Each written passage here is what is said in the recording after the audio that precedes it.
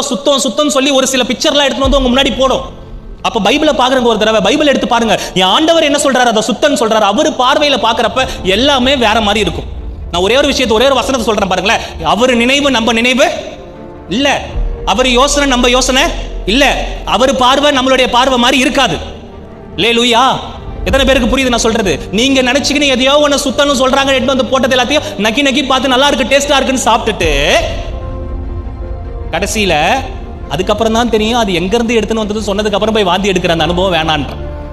அல்லேலூயா. நாய் தான் தான் கக்கினதை என்ன பண்ணுமா? பண்ணி தான் தான் சேத்துல விழுந்த சேத்திலே மறுபடியும் போய் குளிப்பாட்டதுக்கு அப்புறம் என்ன ஆகுமா? ஆண்டவர் சொல்றாரு, எதை நீங்க இன்னைக்கு சுத்தமா பாக்குறீங்க? இந்த வசனத்தின்படி உங்களுடைய சுத்தம் எந்த அளவுக்கு இருக்குன்னு பார்த்தாதான் உங்க வீடு சுத்தமா இருக்கிறதுக்கான அடையாளம், நீங்க சுத்தமா இருக்கிறதுக்கான அடையாளம். அல்லேலூயா. ஏதோ ஒரு விதத்துல நான் சுத்தமாயிட்டேன், அது நான் சுத்தப்பட்டு, அப்படி கிடையவே கிடையாது. எல்லாமே நீங்க இதுல இருந்து நகல் எடுக்கணும். இதுல இருந்து நீங்க ஜெராக்ஸ் எடுங்க. பைபிள்ல இருந்து உங்க வாழ்க்கையை ஜெராக்ஸ் எடுங்க. இதன்படி இருக்குதா என்னுடைய வாழ்க்கையில என்னுடைய அணுகுமுறை, என்ன சந்திக்க வர விஷயம், நான் சந்திக்கிற விஷயங்களை நான் எப்படி கைகொள்றேன், நான் எப்படி மேற்கொள்றேன்னு பைபிள் வசனத்தின்படி உங்களை கிளீன் பண்ணுங்க.